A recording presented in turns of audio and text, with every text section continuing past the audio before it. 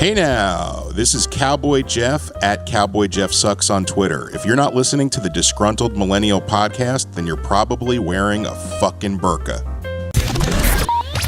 Hi, I'm here to sign up for ISIS. You have come up to the wrong booth, boy. We are recruiting for CARE, an Islamic peace group. What does this look like to you? Some sort of gay pride parade? I understand your oppression. I'm an ally. Boy, get out of here before I decapitate you on camera. Peacefully, of course. This is a Muslim-only safe space. I am a Muslim. I converted yesterday. I'm a genderqueer Muslim, okay? I would do anything. And I mean anything. You would do anything now, would you? Okay, right this way. Oh, goody. Ahmed, we have a live one. Get the device. Ooh, I like devices. Okay, now take off your shirt for a moment. Ooh, my God. All right, strap it on like this. Ooh. Yes, Ooh, like that this. tickles. Ahmed, activate the device. Ooh, is this a vibrating device? Okay, my gay friend. You see that elementary school over there? Yes, of course. There's kids playing and dancing and laughing and frolicking with joy. Yes. Now go over there. Walk into the middle of the school. Throw your arms out into the air like you just made sweet love to Aisha and scream, Allahu Akbar!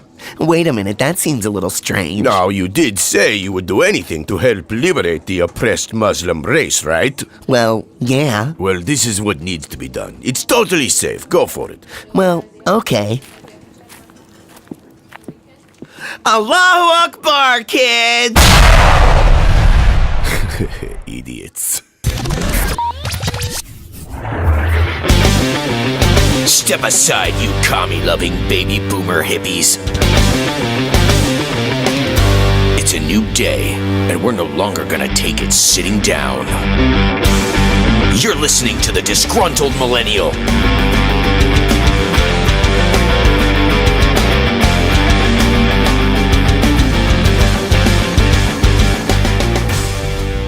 Greetings and salutations. You are again tuning into the Disgruntled Millennial, where I broadcast to you not live from my safe space down here in northern Florida, where I'm always free from your bigotry, racism, hatred, microaggressions, and patriarchy. I am Brett Segal, as always. Many of us have been caught up in the whirlwind of the election of Donald Trump, and by most metrics, it was nothing short of a miracle. We dodged a massive bullet by not electing Hillary Clinton. Her election would have marked the beginning of the end of America and also the Western civilization as we know it. She would have continued Obama's policy of destabilizing the world, including the Middle East. As far as Donald Trump goes, the nomination of Neil Gorsuch, the shift in rhetoric from Obama's anti-American diatribes and apology tours, all the way to Trump's America First attitude, and by the way he utters the word radical Islamic terrorism on a regular basis, that alone to me is worth the price of admission, and I'm anxious to see what next. But there is one promise that Trump has made that looks like it's negotiable, and not much attention has been paid to it by members of the left and the right, and it's an important promise that all of us ought to expect him to keep.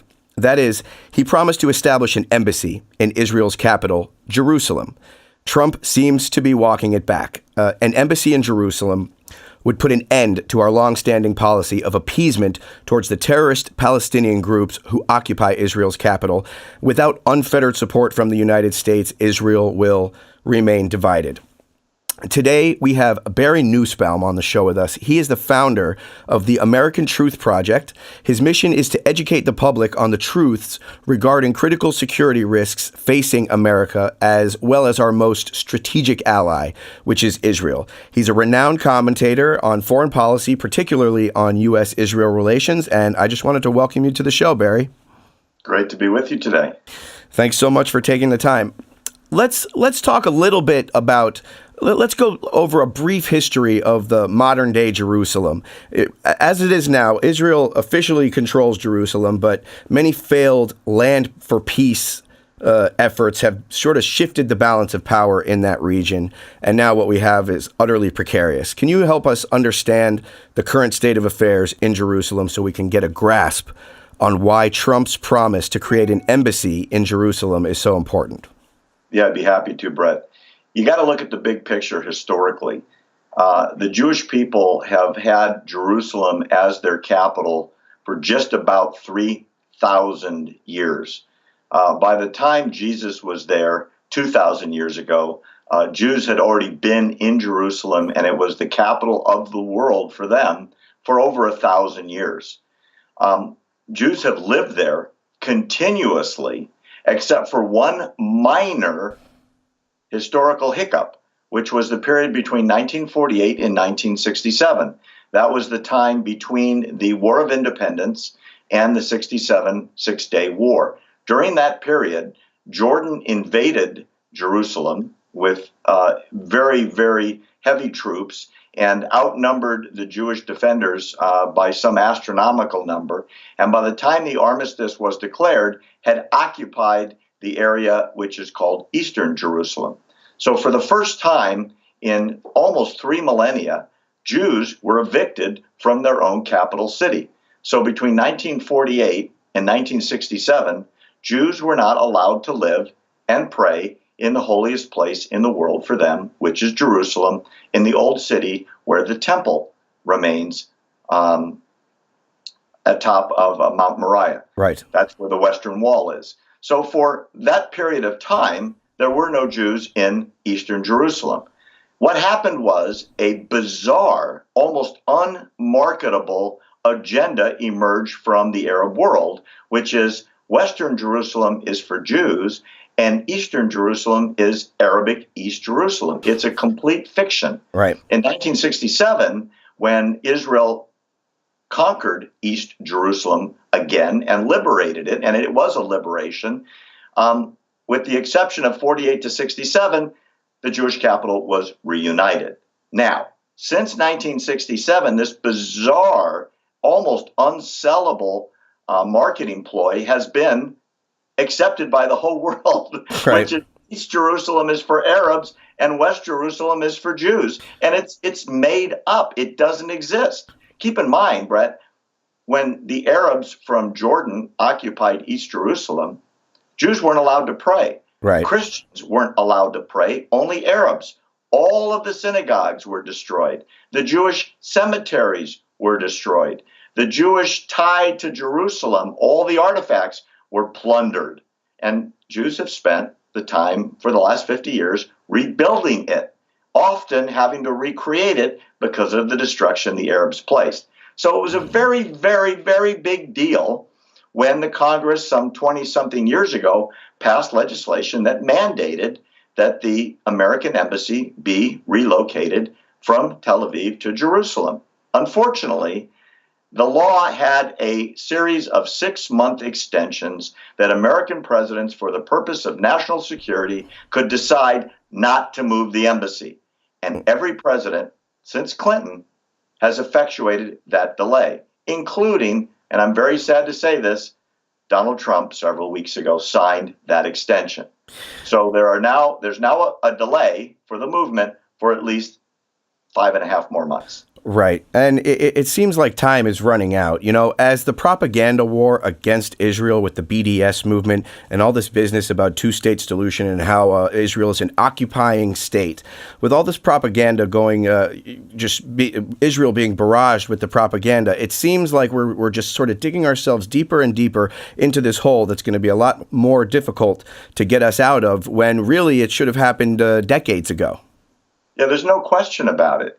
And quite simply, and I can't believe this happened, especially given Donald Trump's very strong promises to the contrary while he was on the campaign trail, Brett. He promised to move the embassy to Jerusalem as one of his first days in office. Right. And he got talked out of it by the State Department, the Arab-leaning State Department, which is composed of permanent employees who, president to president, don't go anywhere and have been accused, and I think it's probably true, of having a very strong Arabist bent because of relationship with Saudi Arabia and the other oil-producing giants of the Middle East. They don't want to offend anybody. And the truth is, in the rest of Israel, and take it from someone who's been there a number of times, in all of the areas controlled by Jewish Israelis, Arabs, Christians, and Jews have equal rights to attend and visit all of the religious sites without any restrictions whatsoever. So to say that East Jerusalem, which has a higher population of Arabs than West Jerusalem because of the period of 50 years as I described it, would be somehow prejudiced is insanity. It's complete goofiness. And yet Trump capitulated. Well, throughout the peace process, or alleged peace process, as I like to call it, for me, ever since the Oslo Accords, it's been nothing but appeasement coming from America and from all the different countries surrounding Israel, from the UN to all the different countries surrounding Israel, where you won't find any Jews there at all. Israel gets pegged as this apartheid state where settlements are seen as this occupying force, where in actuality Israel actually had claimed that land back in the 1967 war. Why is American support so important for Israel in this case? Because, if you think about it, Israel could just go in there and probably take Jerusalem if they wanted to. But they need support from the United States and other, big superpowers. Why is it, do you think, that American presidents have found it so difficult and so?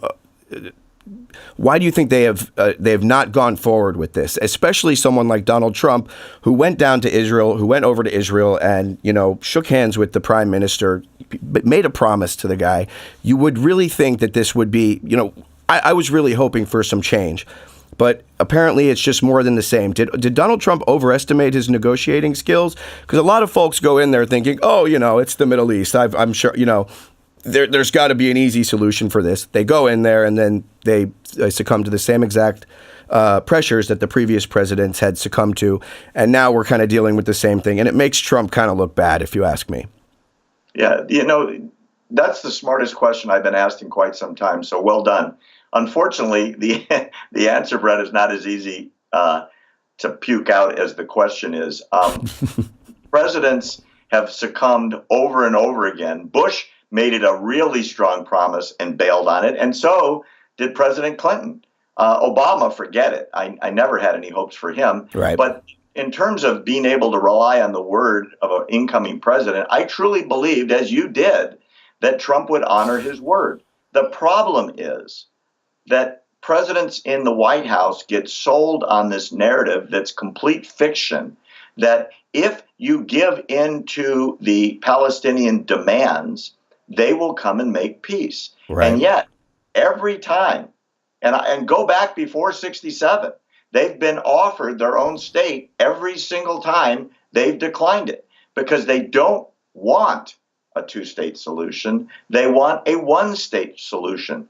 And the model that they go by, and there's an Arabic saying, which I don't speak Arabic, but I know the translation, our homeland from the river to the sea. And What that means is from the Jordan River all the way to the Mediterranean Sea. That's the Palestinian homeland. That's where it shows on their flags. That's where it's taught in schools. That's what their diplomats talk about. And every speech, Abu Mazen, the prime minister and president of the Palestinian Authority, when he makes his speeches, in Arabic, of course, that's what he refers to. Right. And somehow, and I don't know the inside story, although I'm on my way to finding out from some contacts we have, why Trump got talked into that same BS narrative, which is just not true. As if they move the embassy to Jerusalem, and by the way, Brett, they have the land picked out, it would go into West Jerusalem, which has always been Jewish, even between 1967 and 1948. So it wouldn't disrupt any Arabs. Even if the thing was moved, there would be no chance of peace, because the Arabs can't make peace. Because the narrative within the Arab community is, we will liberate Palestine. Yeah, well, to me, that lays waste to the idea that Israeli settlements are somehow an impediment to peace. The rhetoric is such that they don't want any Jews there at all, period. They don't want any Jews there at all. I mean, it's obvious from the way that they don't allow Jews into their own countries. There's barely any Jews in the Middle East besides in Israel proper. But it sort of lays waste to this idea that they're even interested in peace at all. Now, why do you think it's so difficult for our leaders to sort of understand and to make a distinction between the two sides, because Israel has shown time and time again that it is willing to give up just a little bit more of the land. They're inching towards the Mediterranean, and unfortunately, we don't see any reciprocal actions from the Palestinians other than to keep on lobbing bombs over the wall and to keep on building tunnels and to dig underneath Israel so that they can kill and murder Jews in their kibbutzes and run them down on the street and mow them down and stab them with knives. Things just keep on getting worse. Why is it that we can't make a distinction between these two sides? Why do they have to be equally moral in order for us to sort of wrap our heads around the Middle East conflict? Oh man, you've got two big ones in a row now, so you get an A+ on questioning. Thanks. These are the questions that don't make any sense to rational people in the West.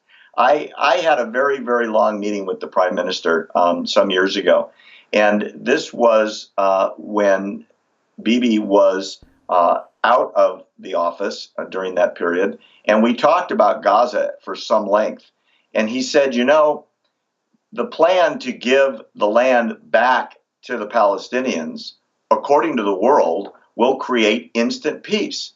Because if there's not a Jew in Gaza and all the settlements are dismantled, then this will be the test case. Mm-hmm. Now, what was supposed to happen based on the plan as negotiated between then Prime Minister Ariel Sharon and the Palestinian Authority was when the Jews pulled out, and they dismantled their factories, and they took down all of their facilities that they built, and they dug up the cemeteries, and they bulldozed the synagogues. It was a very serious amount of work to do it, right, that peace would reign in the South.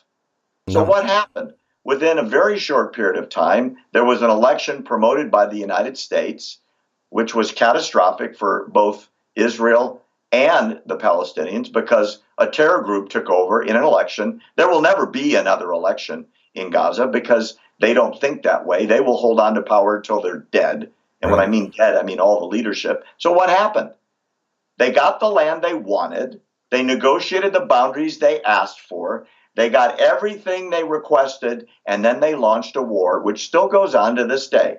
And it doesn't make much news, Brett, but they're still launching missiles over the border. They're still digging tunnels under the border. It has never gone away. And international outcry is actually growing, probably because of Trump, and Trump making a big deal about it, that a vast majority of the money that's paid into Gaza for relief is being diverted to build cement-lined tunnels, Katyusha rockets, and the longer-range rockets that can reach all the way to the outskirts of Tel Aviv. Right. So the worst thing Israel could have done was give them Gaza. Right. And can you imagine if there was a true land swap on the West Bank? And if you've been there, Israel is so narrow, you can literally fly across Israel from the Green Line to the Mediterranean Sea in about a minute and a half. It's that close. And all of Israel would be within rocket fire of more maniacs similar to the ones in Gaza. Right, yet Israel gets pinned as the apartheid state, is the brunt of the BDS movement, is the brunt of all these terrible UN resolutions that paint Israel as this awful Zionist terrorist state. Even on Google, Wikipedia, history is being rewritten before our very eyes. You're seeing the problem. When you go and you do some research on what is the problem in the Middle East conflict, it's Palestinian political violence versus Zionist political violence. When in actuality, the Zionist political violence that people speak of is mostly defensive in nature, and the Palestinian political violence, that's terrorism. That's what you and I come to think of as terrorism. And just the moral equivalency is really what needs to shift. There really needs to be a paradigm shift. And, I was really, really hopeful that Donald Trump would go in there. He speaks with a lot of moral clarity in a lot of his speeches, especially since he started saying the words radical Islamic terrorism. It was extremely refreshing to hear a president say that when the entire Obama administration would, ISIS needs jobs. Give me a break. ISIS doesn't need jobs. They need to be obliterated, if you ask me. But the shift in moral clarity is, I think, what really needs to take place. And this is just one of those things where he had a really great opportunity to sort of put his money where his mouth is. Do you think that this might be a part of some larger scheme, perhaps something that he might be better apt or more able to do in 5 months? Well, I'll tell you, there's some news out this morning that I hope has as much impact on Trump as it did on me when I wrote my article about it this morning. You may remember when the president of the Palestinian Authority was in the White House, a story leaked out that Trump was screaming at Mahmoud Abbas about paying money from the Palestinian Authority budget to dead terrorist surviving families. In other words, if you're a suicide bomber and you come out of, say, Bethlehem and blow up a bus in Jerusalem and you die a martyr, for your family, they will be supported forever, literally forever. A stipend that's almost as much as if you're a full-time government employee of the Palestinian Authority. In addition, if you stab, say, a policeman in Jerusalem and you're caught but not killed and you go to prison, you draw a salary for the rest of your life in prison as a paid terrorist. It's the largest significant portion of the Palestinian Authority budget that goes to perpetuate and support both terrorists that live and their survivors for the ones that die. Trump yelled loudly, apparently it was heard by a number of people, at the president, Abbas, screaming at him, stop the payments to terrorists.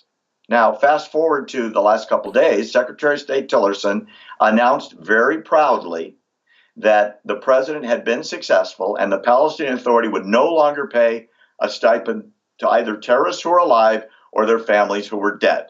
And guess what?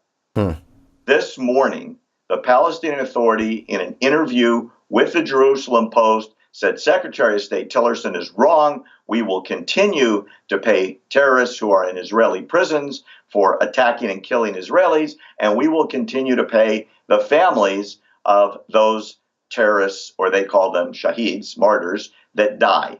Tillerson was very bad embarrassed this morning, and I bet you when this reaches Trump, he's going to be extremely unhappy. And maybe what happened today, Brett, finally will be the motivation for Trump to say, you know what, I don't like getting lied to, and now my Secretary of State has been publicly embarrassed in front of the world, which reflects badly on my administration. To hell with it. I'm moving the embassy.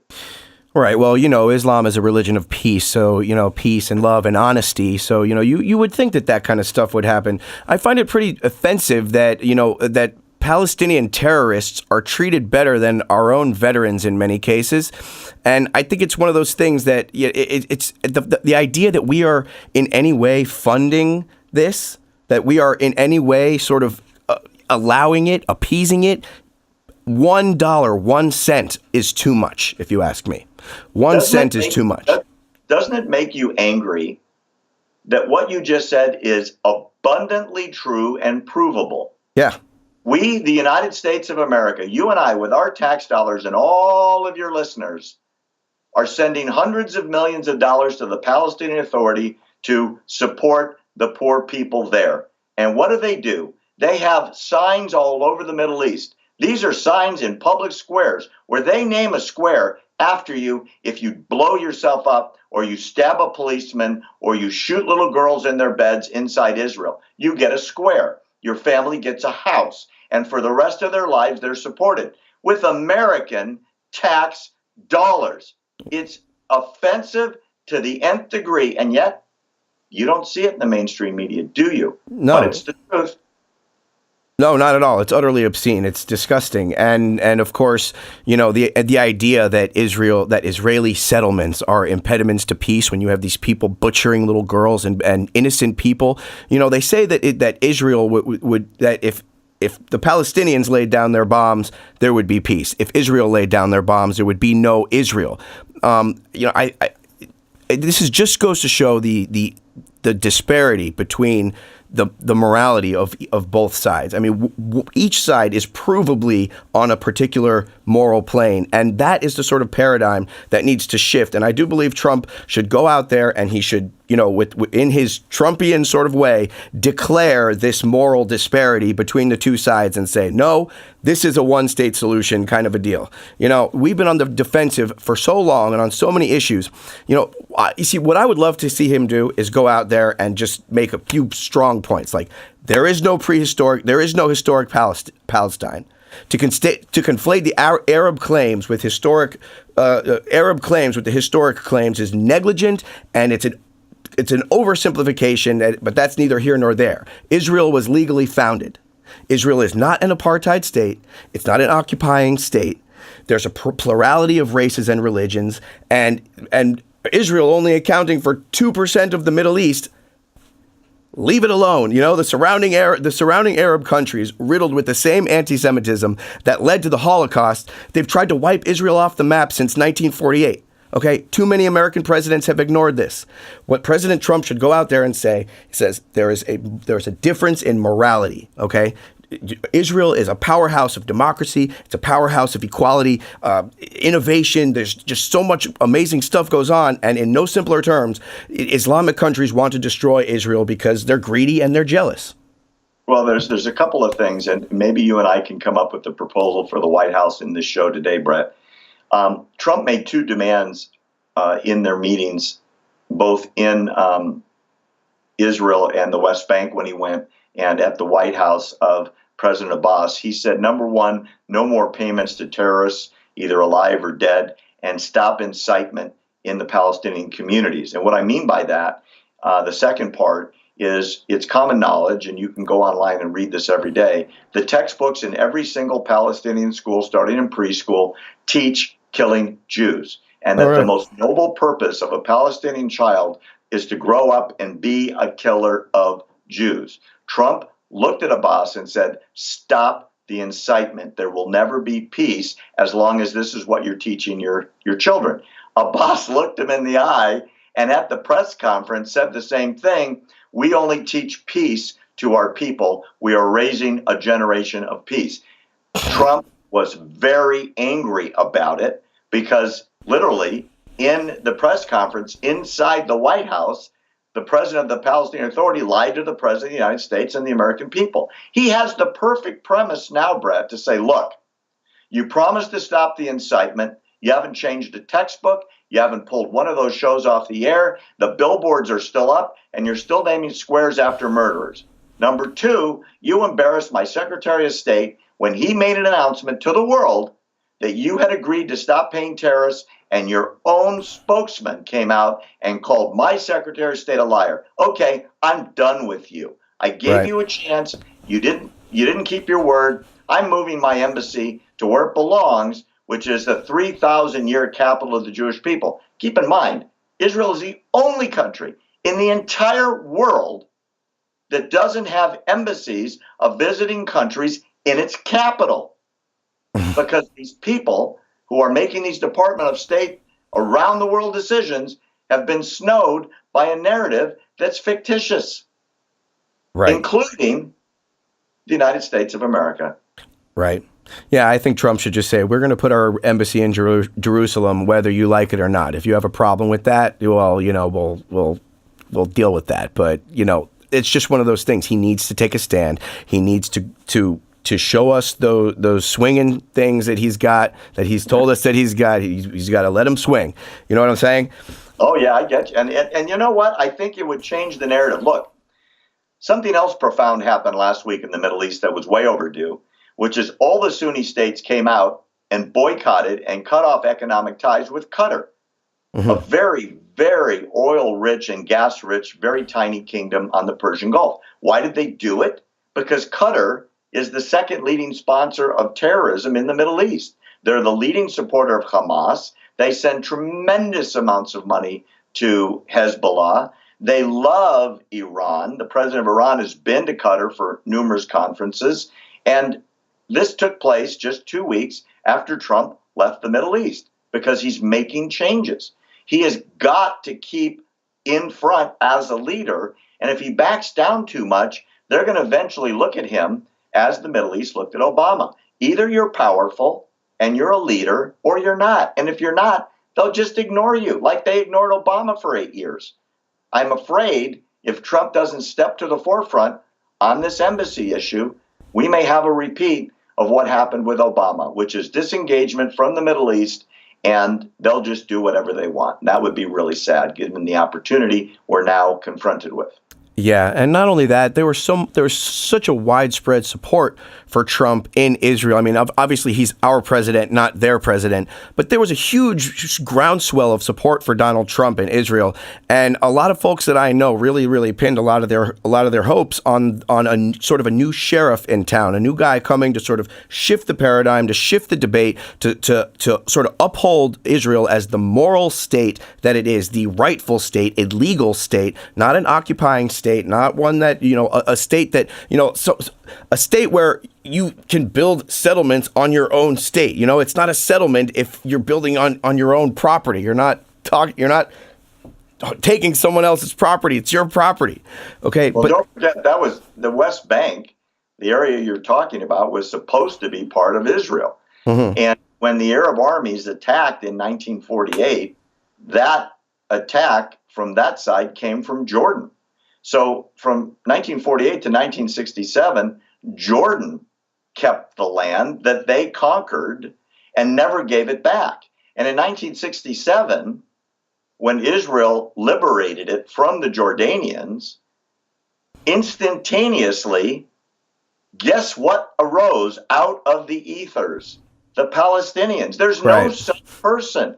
They're Arabs, and most of them are Jordanian Arabs who still lived there and didn't leave after Jordan left, or in 67 was pushed out. So this idea that there's a Palestinian state is wrong. If anything, and this is the truth going back in history, Jordan, by racial definition, is the Palestinian state, because that's where the people that are by lineage of that race come from. They're Arabs, but it's a certain select group of Arabs. Right. So it's not like Israel invaded another country and took away their land. Jordan invaded the land that was promised to Israel and never gave it back. The same as Eastern Jerusalem. There have been, 50 articles in the New York Times in the last couple of years, and they call Jerusalem, if it's on the east side of the city, traditional Arab Jerusalem. That's a made-up term. It's always been Jewish. Right.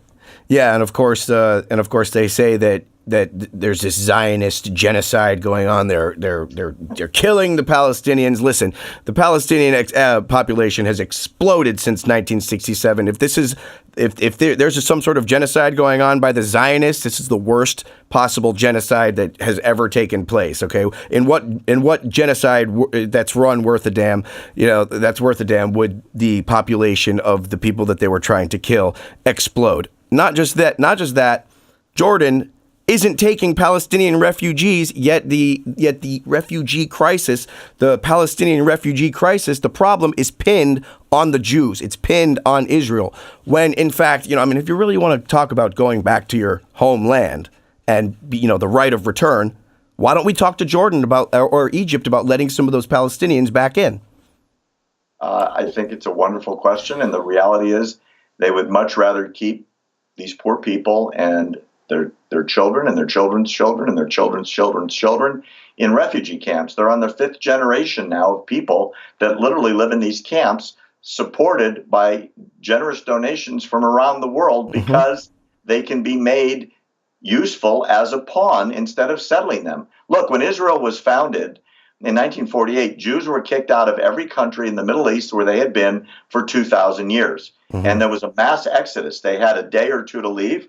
They could carry whatever they could carry in a suitcase. Most of the time, they left all their money and all their property. And Israel, which had no money, took them in. They were kicked out of every single country in the Middle East.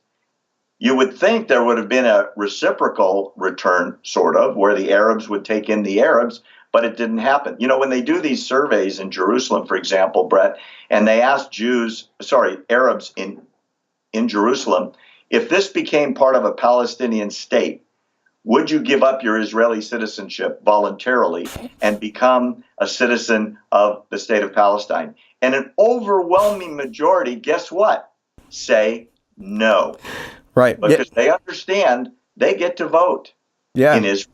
They have members in the Knesset, the parliament. They can be a doctor or a lawyer or a politician or a cop and serve in the army. They have full equal rights under the law that they wouldn't have in a Palestinian state, which are not democracies. All of the areas ruled by the Palestinians are brutal military, religious dictatorships. Look, 13 years ago, the presidential elections in the Palestinian Authority elected Abbas as their president for a 4-year term. 13 years ago, he's still in office. He refuses to leave. He refuses to have elections. He calls them and then he cancels them. Why? Because the first time he had an election in Gaza, Hamas won, the PA lost. There was brutal mass killings of everyone that supported the Palestinian Authority. They threw everybody off buildings, they machine gunned them, or they just kicked them out. That's what'll happen in the West Bank too. It's not a democracy. There's not freedom. There's not equality. It's a brutal military, pseudo-religious dictatorship. By the way, just like every other country in the Middle East, there are no elections in any country there because that's not their culture. Right.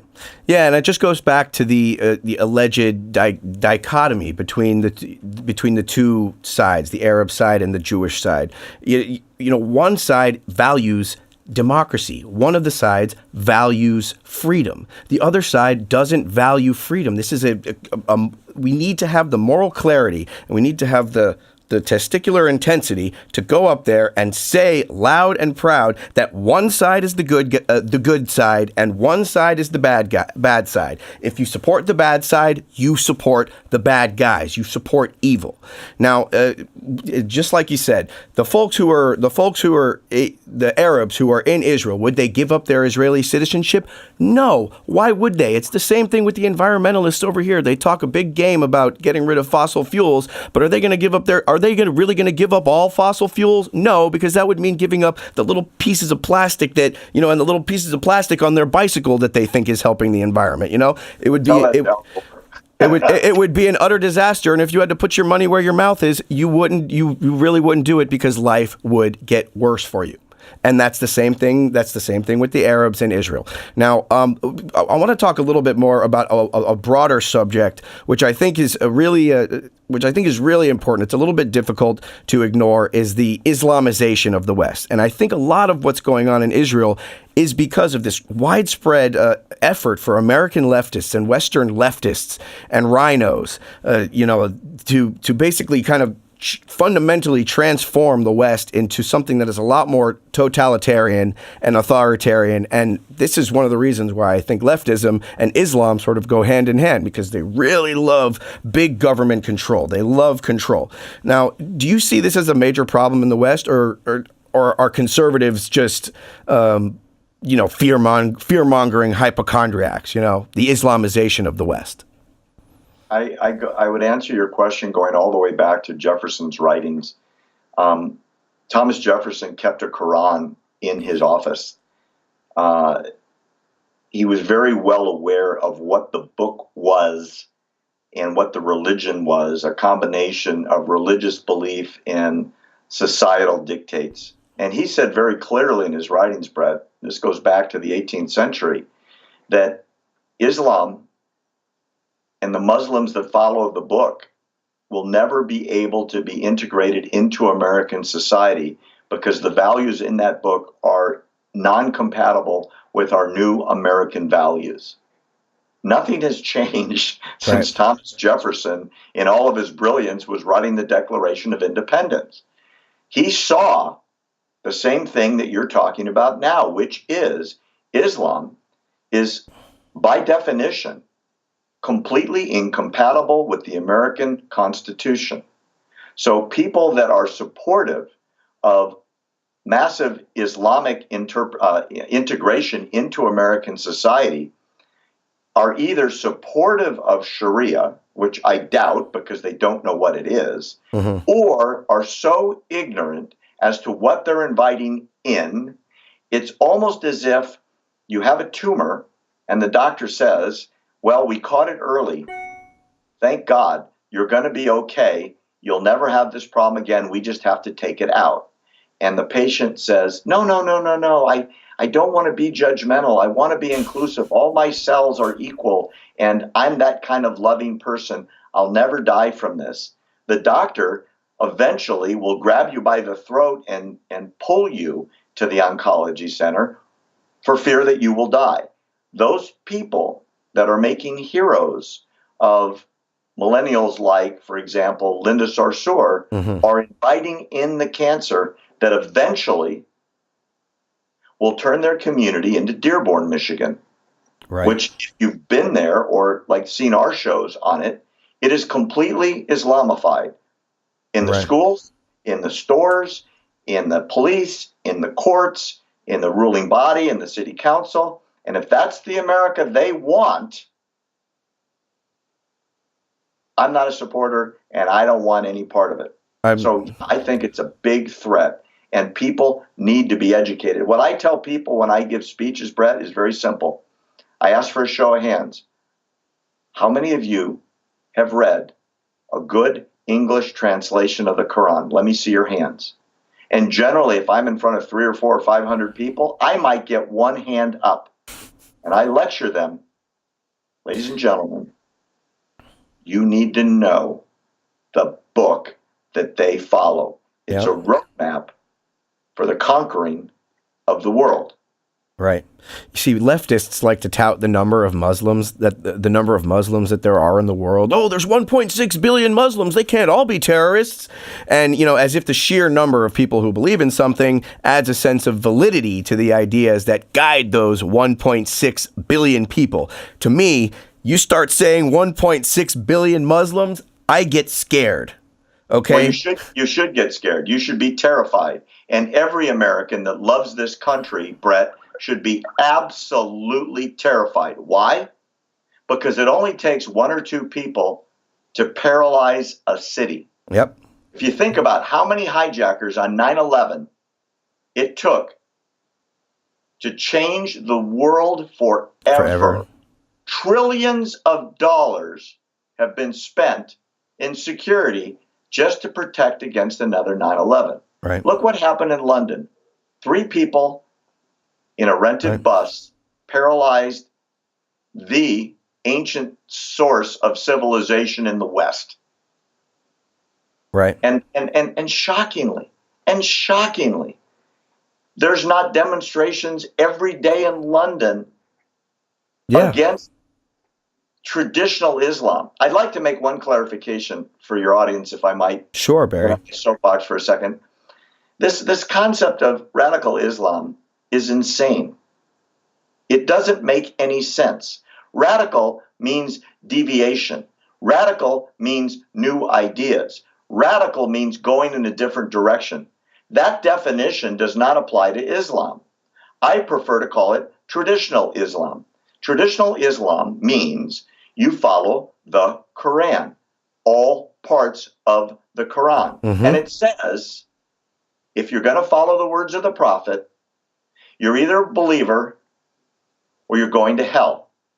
Right. And everyone that's going to hell, you have the following responsibilities as a follower, as a good Muslim, which is to convert them by the book or by the sword, meaning give them the Quran, let them read it, let them see that this is a superior way of life, or pull out your sword, kill them, or enslave them.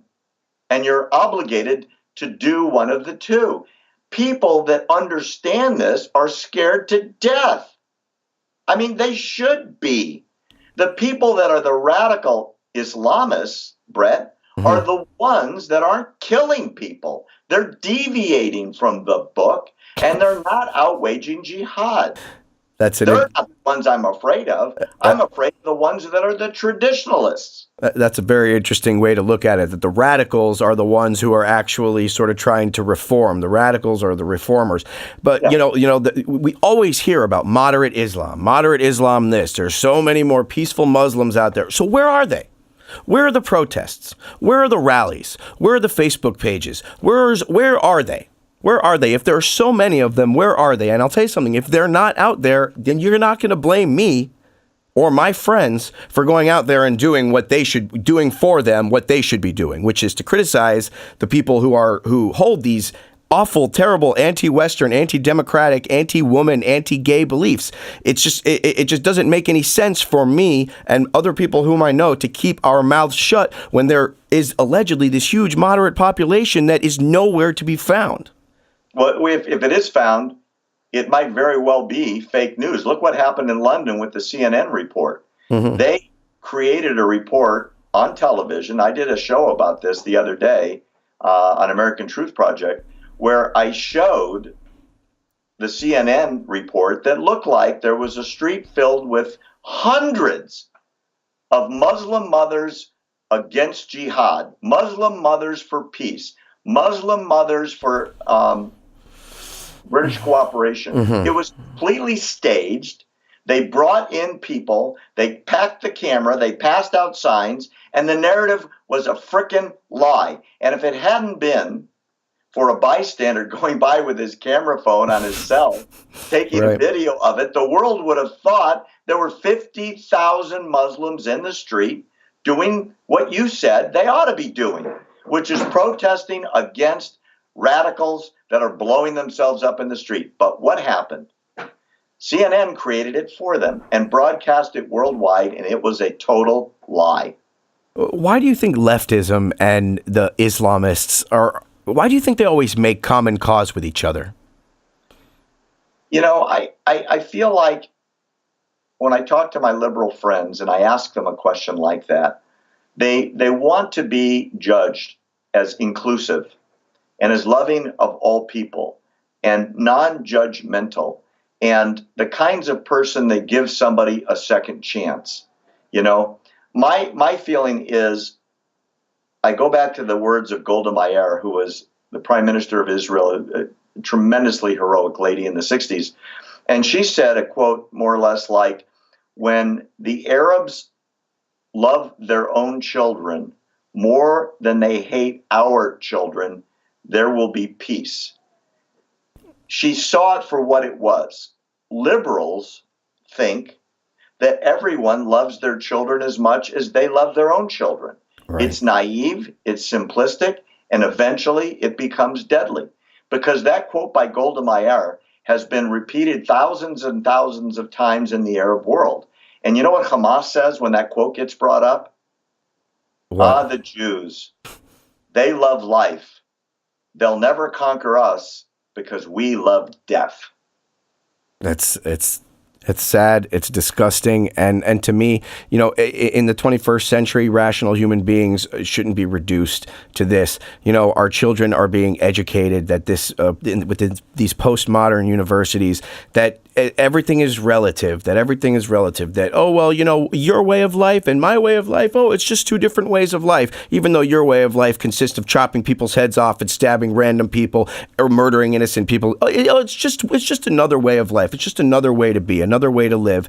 And who are you? What kind of intolerant bigot are you to be criticizing that person's way of life? And I think that this is the kind of education that our kids are getting that is going to jeopardize America's standing in the future. And if we don't continue what we're doing right now, what you're doing with the American Truth Project and what I'm trying to do here with the Disgruntled Millennial Podcast, if we don't continue to bring truth to power, we're not going to be able to fight these postmodern, they're zombies. That's what they look like. They are zombies because they literally come out and they're just like, brains, you know, and people are dying. And that is the sad part. I mean, we like to make fun of the snowflakes, the snowflake culture, the millennial culture. They're just a bunch of panty-waist snowflakes. We like to make fun, but really, it's a truly sad state of affairs because people are dying, and it doesn't look like there's going to be an end in sight unless we can get some moral clarity on the subject. And that's definitely one of the things that you're doing over at the American Truth Project.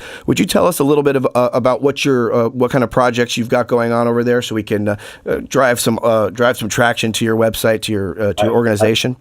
I would appreciate it. AmericanTruthProject.org is where you can find us. You can find us also on Facebook at American Truth Project. and on Twitter.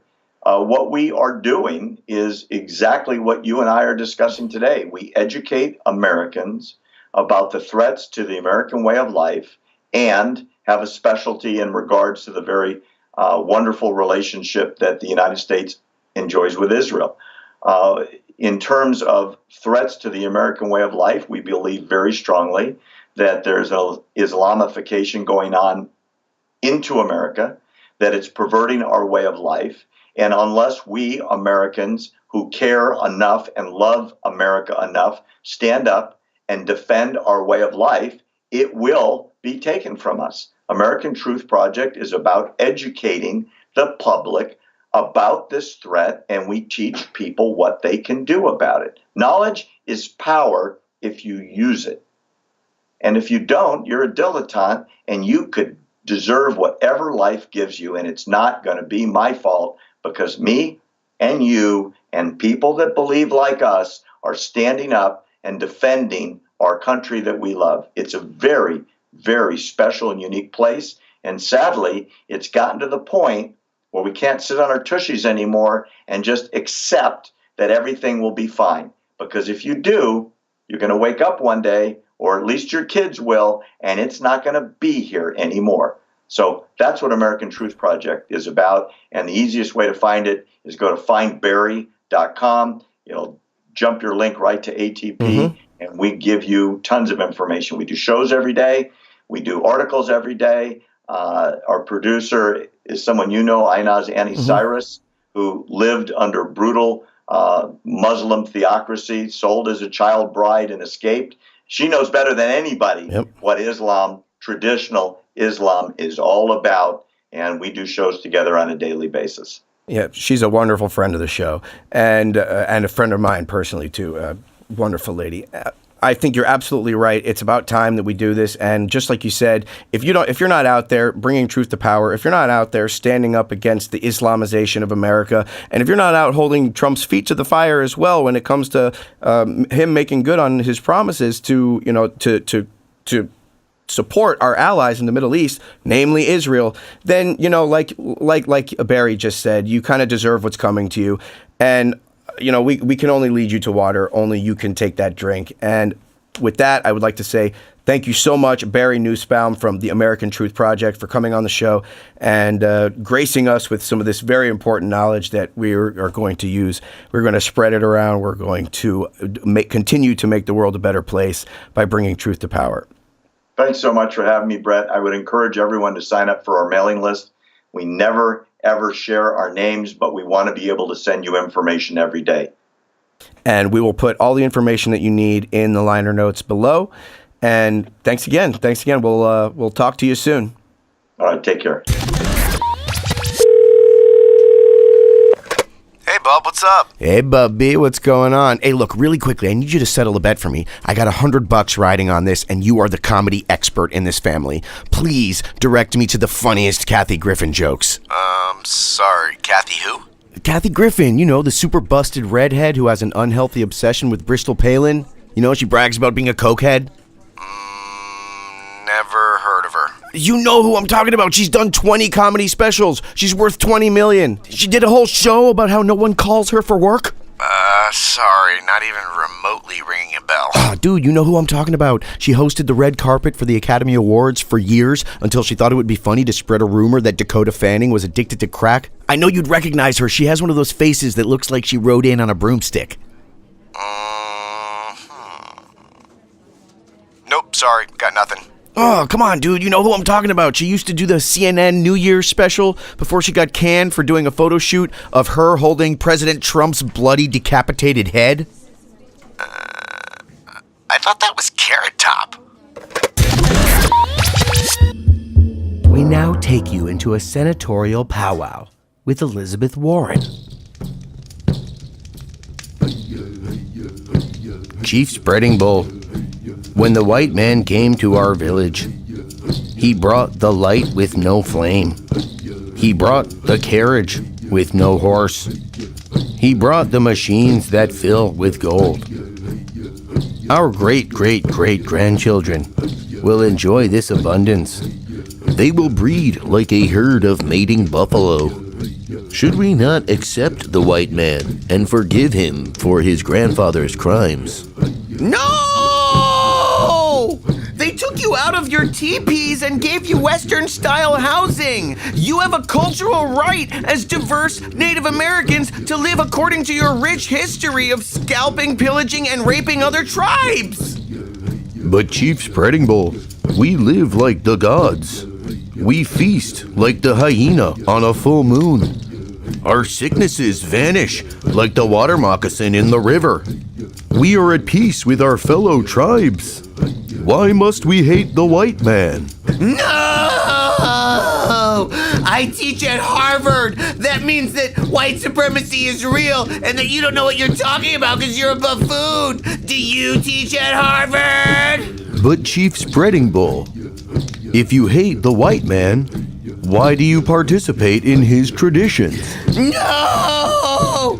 Don't you get it? I'm using the white man's system in order to bring down the white man. Believe me, our Native American culture will rise once more. We will live in teepees again. Kill Whitey! But Chief Spreading Bull, teepees suck. No!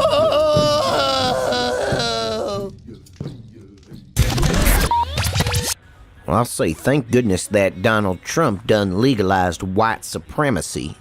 Ever since I joined the force, I've been dreaming of the day I could put the hurt on them racial and social minorities. Yeah, I hear you. I done opened up a hefty can of whoop ass on 4 of them faggots just yesterday. Haha, for what? Nothing. They were just acting all gay and stuff. Those pants were so tight I could see his religion. Well, what do we have here? Well, God has just blessed us with a runaway negra. I do believe that man is driving while black. Well, come on, Billy Joe, let's get him. Put your hands outside the window, boy. Don't make me tell you twice now. Have your license and registration ready.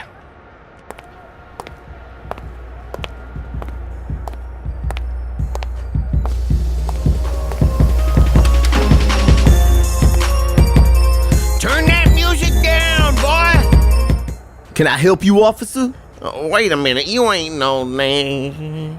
You know why I pulled you over? This nigga, of course I do, man. I'm driving while black. You see a black man driving down the road, and you think you can just pull him over without no due process and no judge and jury and taking away his constitutional rights, man? Yes, but, no. We mistook you for, a jigaboo, okay? The law says you can't be driving while black, and you are clearly not a black man, so you're free to go. What you talking about, man? I am black. Everybody know the black and the berry, the sweet of the juice, and I'm as black as they come. Now that institutional racism is the law of the land, I could get in trouble for beating up on a white boy. Man, pick up that baton, beat me till I'm dead, or I'm gonna sue the city for discrimination. False alarm, Billy Ray. It's just Sean King again. My, that boy's about as confused as a fart in a fan factory.